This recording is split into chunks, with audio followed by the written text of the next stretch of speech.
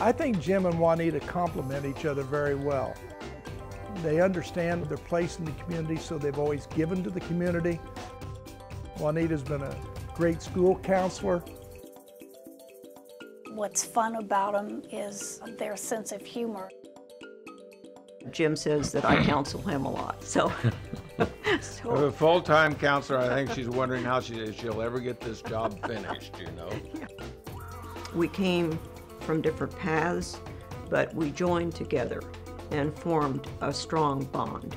You know, we've always had common goals, and we've walked side by side through life, and the way I think it should be. You know, lots of respect and love and affection, and keep on going.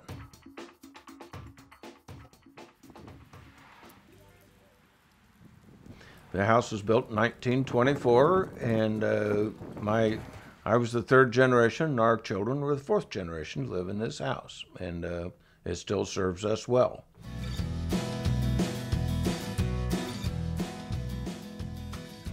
I'm the youngest of 7 children, and my father moved the family from the Appalachian area of southeastern Kentucky to industrial area in Newcastle, Henry County, Indiana. My 6th grade teacher convinced me that education was the key for whatever I wanted to do in life.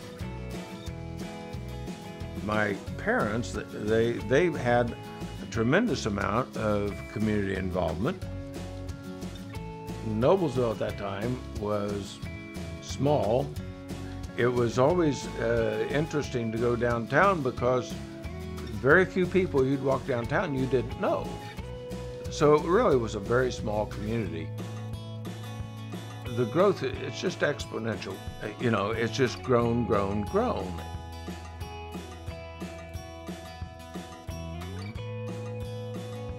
I came to Noblesville in 1964 to student teach, and of course I met Jim, and 5 months later we were married. We had our daughters, Barbara and Marla. They still talk about their roots, and they like to get home, you know, to the farm.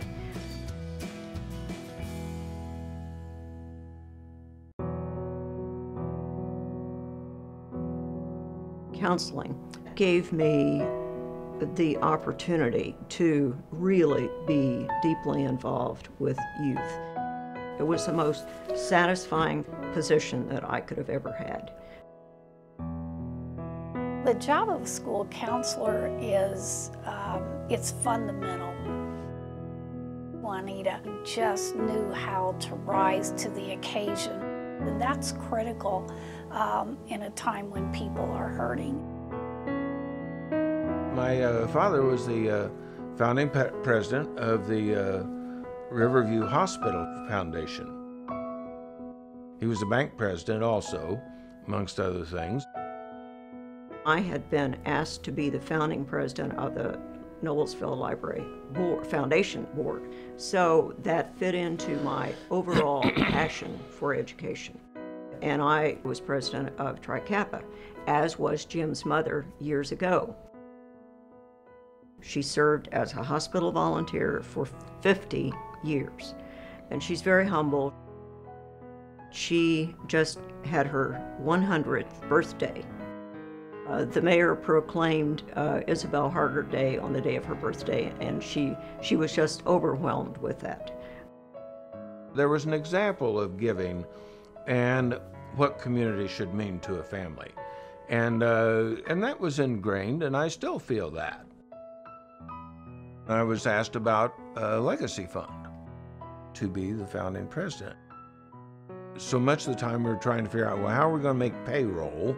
So we had to get that worked out, and now, you know, at a $38 million foundation, that's starting to be real money.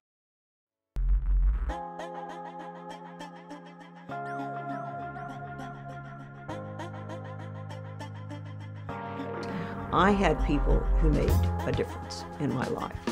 So, you know, I just feel that we have a responsibility, and there are many opportunities for people to give back to their community.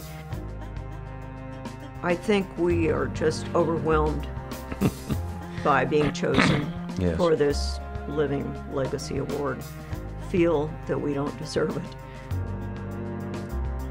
What we've contributed just carried on for another generation from what my family had already done.